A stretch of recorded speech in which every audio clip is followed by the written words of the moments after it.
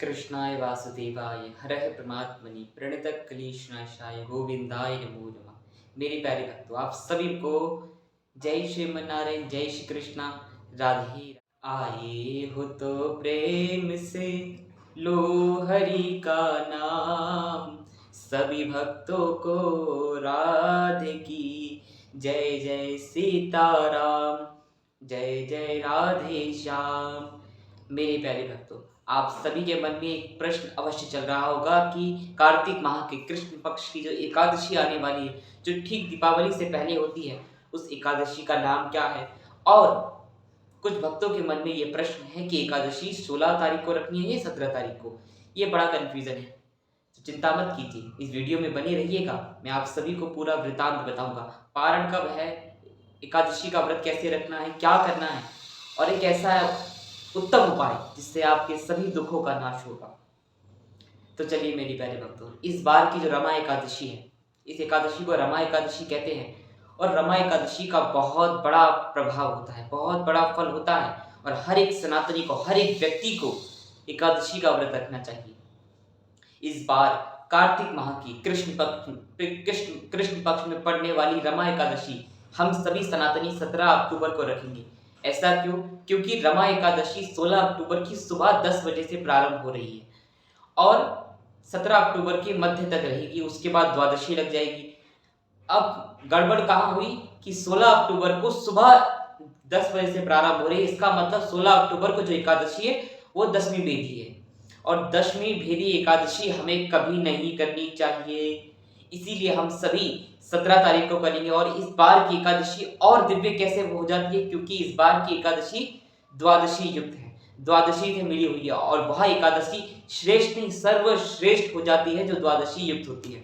और इन सब का वर्णन पद्म पुराण में भी बहुत विस्तार पूर्वक लिखा हुआ है, और बहुत से अन्य धर्म ग्रंथों में भी लिखा हुआ है। और सभी गुरुजन और बड़े बड़े साधु संतों के मुखारविंद से हमने यही सुना है और यही पाया है कि दशमी भेदी एकादशी कभी नहीं करनी चाहिए।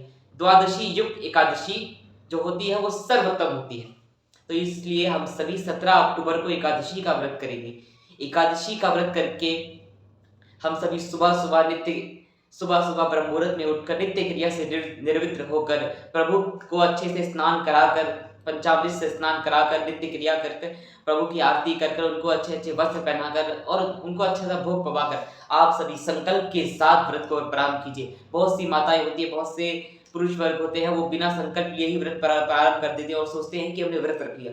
ऐसे व्रत का कोई मतलब नहीं होता। आप एक दिन भूखे रहो या 2 दिन या 4 दिन, अगर संकल्प नहीं लिया है तो व्रत का कोई मायने नहीं रहेगा। लेकिन आप जब संकल्प लेते हो और कथा सुनते हो तो आपके व्रत में एक अलग ही वृद्धि आती है। आप लोग खुद आजमा के देखिए, संकल्प से बिना संकल्प किए हुए व्रत का प्रभाव आप लोग देखिए। और संकल्प करके मेरे कहने से आप लोग संकल्प लेके व्रत को कीजिए और तब देखिए आपके जीवन में कितना बड़ा प्रभाव पड़ता है।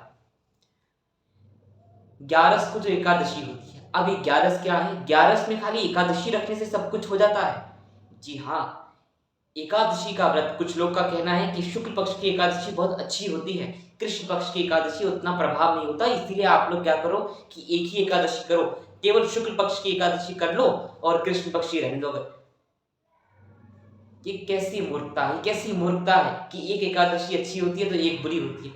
सभी भगवान के दिन है और एकादशी होती है। सभी एकादशी अपने आप में एक दिव्य फल लेके आती है। तो हम सभी सनातनी को एक 2 बार आती है और 2 बार रखने में हमें कोई भार नहीं होना चाहिए। इसीलिए आप सभी दोनों एकादशी का व्रत करो। और ये 11 क्या है? 11 का हमें फल दुगुना कैसे मिलेगा? दुगुना तभी मिलेगा जब हम अपनी 11 इंद्रियों को वश में करेंगे। कौन सी? 5 ज्ञान इंद्रियां और 5 कर्म इंद्रियां और 1 मन। जब हम इसको पूरी तरह से अपने इसको वश में कर लेंगे तभी हमारा व्रत बहुत ही फलदायी होगा और व्रत का जो फल होगा वो बहुत उत्तम मिलेगा और भगवान हमसे प्रसन्न होंगे। तो आप सभी 17 अक्टूबर को रमा एकादशी का व्रत कीजिए, ब्रह्मचर्य में रहिए, गुस्सा मत कीजिए, जमीन पर ज्यादा से ज्यादा शयन कीजिए, भगवान का चिंतन कीजिए, गुरुदेव के द्वारा दिया गया हुआ कोई मंत्र हो तो उस मंत्र का जाप कीजिए, अन्यथा ओम नमो भगवते वासुदेवाय या भगवान का नाम हरे कृष्ण महामंत्र का जाप, जो भी आपको नाम प्रिय है, जो भी मंत्र आपको प्रिय है, वो मंत्र को जपिए। केवल एकमात्र उद्देश्य है कि प्रभु का चिंतन बने।